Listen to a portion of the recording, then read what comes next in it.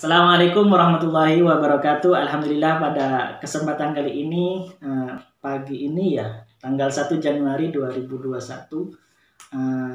kita masih diberikan kesehatan. Alhamdulillah juga masih diberikan usia sampai pada titik hari ini ya teman-teman. Semoga kita bisa diberikan kemampuan untuk lebih banyak lagi berbuat kebaikan sehingga nanti kita bisa cukup punya kesempatan juga, bisa diberikan cukup banyak kesempatan juga untuk bisa mengumpulkan bekal di kehidupan kita di hari kemudian, begitu teman-teman ya. Dan terkait dengan tahun baru, biasanya nih teman-teman ramai sekali dibicarakan di komunitas-komunitas, di grup-grup tim-tim bisnis, misalkan tim-tim jualan. Seringkali disampaikan atau kita terdengar ada kata resolusi. Nah, resolusi. Apa sih resolusi itu ya? Sebenarnya banyak versi ya teman-teman, banyak macamnya dan pemahaman dari tiap orang itu mungkin bisa berbeda-beda ya. Nah, cuman yang saya pahami dari kata resolusi itu sendiri, bahwasanya ini pemahaman saya ya. Kalau teman-teman ada pemahaman yang berbeda dari saya, boleh nanti sharing ya di komentar begitu. Jadi kita sama-sama belajar begitu teman-teman ya. Dari kata resolusi sendiri, itu kan artinya mengulang ya. Kalau tidak salah begitu, mengulang. Jadi solusi adalah memecahkan masalah. Solusi adalah apa ya? Jalan keluar dari suatu persoalan. Nah, di lapangan saya sering melihat ketika teman-teman menulis resolusi itu ya. Saya mengenalnya sejak tahun 2017-18 gitu ya. Ketika tahun baru di 2017 itu saya sering sudah membaca tuh dari teman-teman gitu ya, teman-teman reseller, agen gitu. Resolusinya seperti itu tuh. Nah, yang saya ketahui dari teman-teman tuh yang ditulis biasanya adalah harapan-harapan atau keinginan-keinginan yang dicapai di tahun itu, begitu.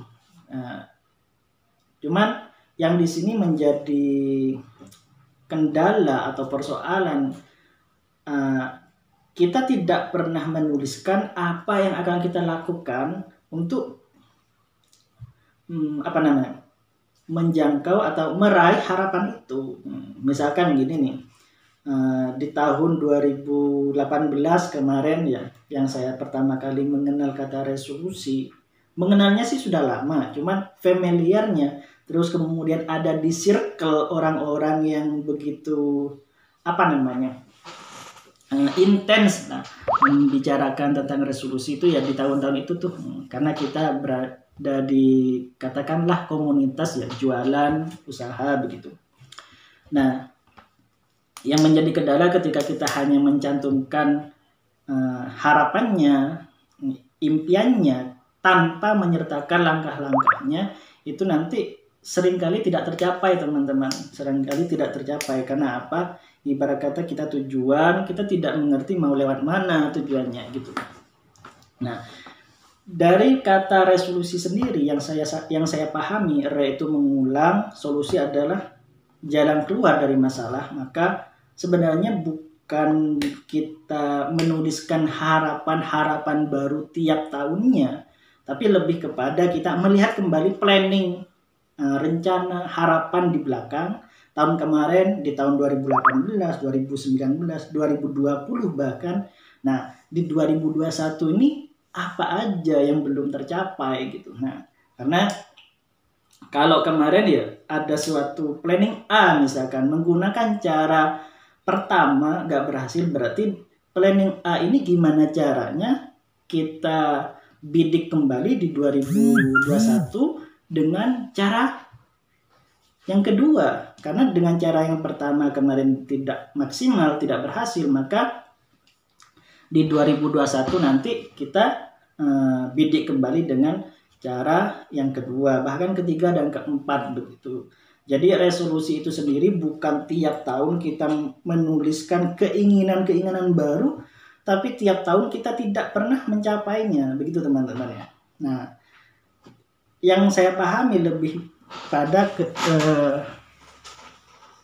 konsistensi dalam meraih. Artinya gini, misalkan kita ingin mendapat omset sekian di selama tahun 2021 misalkan. Selama tahun 2021 kita punya keinginan untuk mencapai omset tertentu. Nah, untuk mencapai omset tersebut, apa yang kita ingin perbuat? Langkah pertama, kedua, ketiga itu apa saja? Misalkan nih, kalau kita jualan online, kita merekrut menambah kontak, menambah relasi. Kemudian yang kedua, misalkan kita bisa memperdalam dalam memahami product knowledge-nya, tentang produknya, pengetahuan tentang produknya. Kemudian yang ketiga, kita memahami lagi tentang sistem bisnisnya. Nah, kalau teman-teman reseller Navilastur tuh ya, kita kan ada sistem kebijakan tuh ya, saya yang buat tuh sistem kebijakan. Nah, di situ tuh ya, kalau teman-teman bisa memahami, sebenarnya sedikit banyak bisa mendukung pada proses teman-teman berjuang gitu. Nah, seperti halnya yang telah saya bersama tim berikan challenge tertentu, misalkan di omset sekian dapat apa nanti sekian gitu ya. Nah, sebenarnya kalau teman-teman bisa paham dengan konsep bisnisnya atau sistem kebijakannya, kemudian teman-teman bisa melakukan itu, insya Allah lebih mempermudah. Karena apalagi kita jualannya online nih ya, bisnis online, di mana koordinasinya adalah secara tidak langsung, tidak tatap muka. Maka di situ tuh perlu adanya kesadaran, untuk bisa mengikuti sistem itu bekerja. Yang saya katakan di situ adalah sistem kebijakan, begitu teman-teman. Jadi itulah kira-kira teman-teman ya. Jadi resolusi itu bukan yang sebelum-sebelumnya saya lihat, ketahui bahwa di tahun 2021 saya ingin ini, ingin A, ingin B, ingin C, ingin D. Tapi lebih kepada caranya gimana untuk mencapai A, B, C, D itu caranya gimana gitu. Solusinya apa? Jadi kita itu mengemas kembali solusi untuk mencapai tujuan itu. Nah, dari beberapa referensi juga, ini saya juga setuju nih, karena ada banyak versi dan sumber referensi tentang resolusi ya teman-teman. Bahkan kemarin di Desember itu tuh ada beberapa guru-guru kita lah yang mengadakan sharing resolusi begini, cara step-stepnya menyusun resolusi gitu. Ada yang saya tidak sepemahaman, ada yang sepemahaman gitu ya. Di antaranya yang sepemahaman adalah kita di resolusi itu kita adalah bukan gimana caranya mencapai sesuatu, tapi gimana caranya kita melakukan satu kebaikan. Atau dalam tanda kutip, misalkan terkadang kita kan ingin punya benda.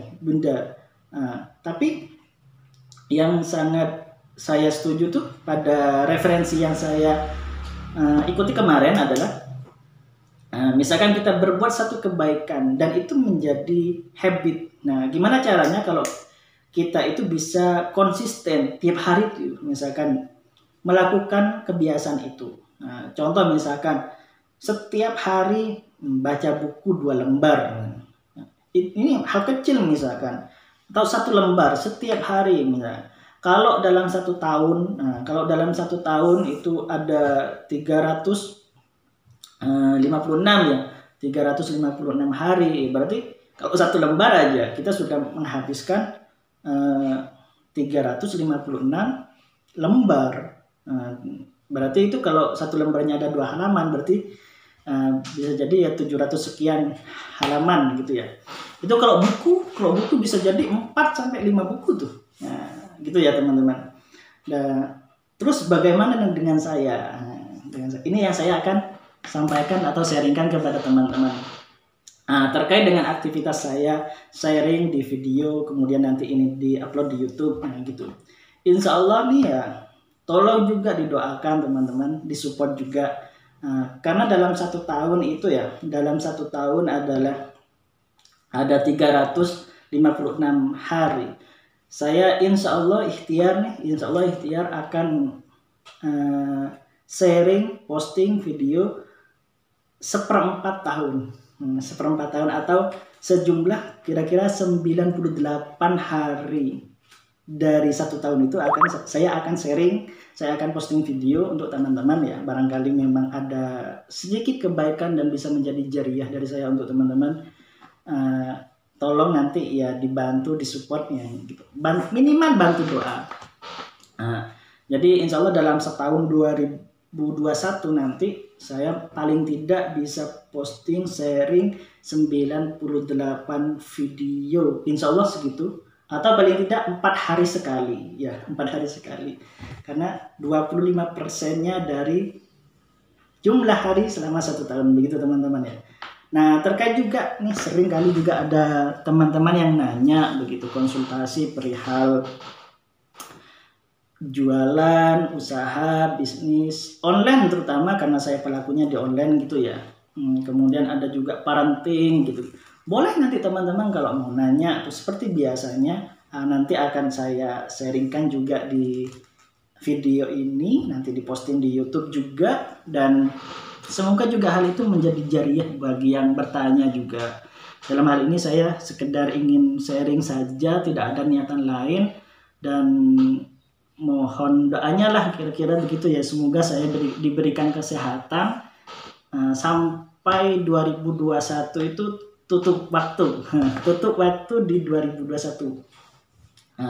Sebab begini teman-teman ya, sebenarnya nah ini nih, kalau kita bicara resolusi, kemudian ada pertanyaan juga, kira-kira apa hal yang mengesankan di 2020? Di 2020 itu ya, kesan itu ada kesan positif, negatif, atau ada kesan yang enak atau yang kurang nyaman gitu ya.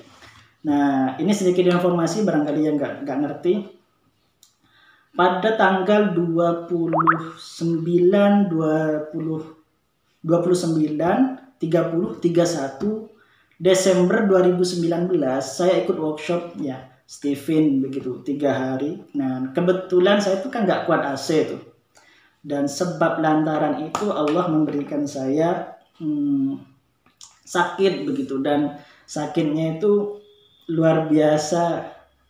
Waktunya itu bisa dikatakan sebelum Januari sampai setelah Januari begitu ya, sebelum Januari sampai setelah Januari, dan lebih dari 1 bulan teman-teman. Jadi itu tuh yang mengesankannya di sini bukan karena sakitnya sebenarnya, cuman karena di hari itu tuh, hari apa ya, di tanggal 9 kalau nggak keliru, tanggal 9 alhamdulillah kan saya diberikan takdir untuk umroh begitu. Jadi berangkat umroh itu bersama keluarga, istri dan orang tua dalam kondisi sakit, kemudian nyampe ke Mekah gitu ya, nyampe ke Madinah. Harapan saya tuh waktu itu tuh ya, gimana caranya cuman bisa tuntas saja, tidak membuat repot yang lain gitu aja.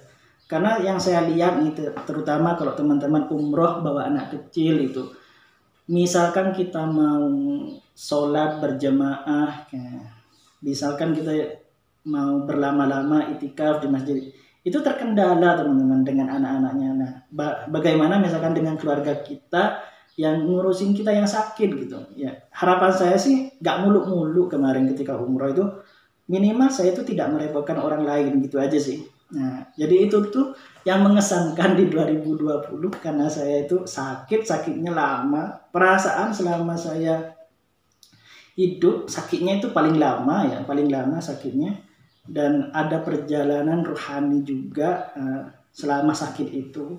Dan yang sedikit mendebarkan juga, pulang dari umroh itu, nah kebetulan kan waktu itu di Wuhan sudah ramai tentang COVID gitu, dan saya di Abdurrahman Saleh di bandara sini tuh ya diberhentikan karena saya terdetek di layar itu saya suhunya sudah tinggi 39 gitu.